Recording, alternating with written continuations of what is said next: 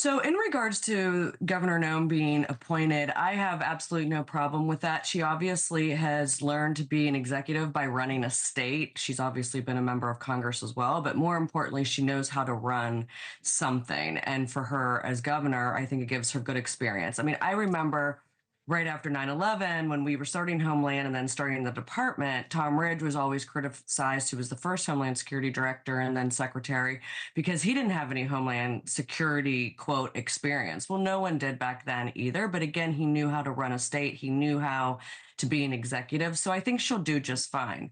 In regards to actually border policy, the thing that will be good for her is she's going to be surrounded by people that have true border security experience. Obviously, Stephen Miller, who is, lack of a better word, a hawk on this topic, will be Deputy Chief of Staff for Policy, but this will be his number one issue.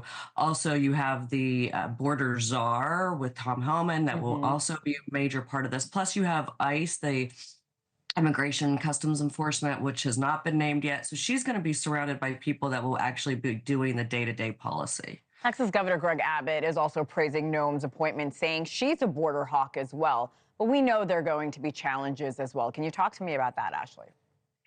Yeah, absolutely. I think that one of the main things is how is he actually going to do the deportation? Obviously, number one, how are you going to find a lot of these people, especially the ones that have been distributed throughout different states? I mean, he's talked about on the campaign trail deporting 15 to 20 million people that came over the border illegally.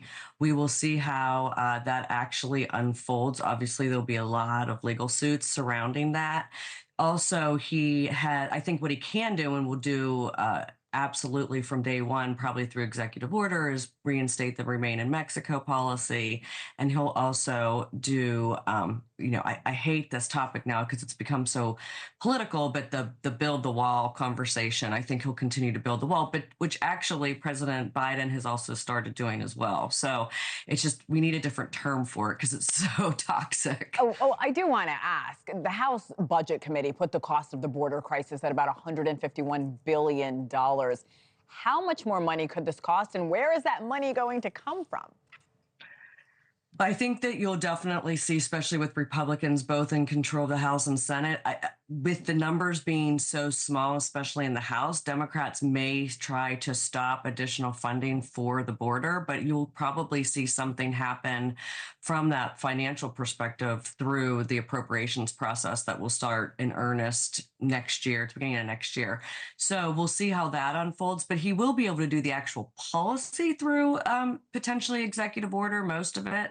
But the money will obviously have to come from Congress. You can also move money around that are in different pots that obviously there's a lot of money right now that's being spent for housing these migrants that are coming across the border. If you do something like Remain in Mexico, you won't be paying that. You'll be paying it on the other side. So there's all these different dynamics. As we hear about the mass deportations that you mentioned and the detentions, are Americans prepared to see how these plans might play out under the Trump administration?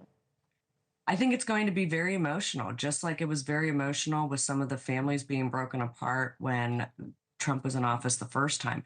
I mean, even though this issue was arguably the number one issue of why Trump did get elected, and people are super concerned about the national security aspect of what happened with all these people that crossed the border, there is going to be, and the Democrats will, you were talking about it in your earlier segment, just the plan to go against Trump. This is going to be a major political issue once again, and the emotional side of things will be very tough for him to defend.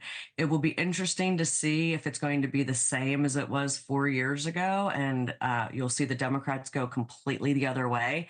But right now, Trump has the ability to do what he wants to do. I want you to weigh in on Trump's pick, Chris Wright, as his choice for energy secretary. What are your thoughts there, Ashley?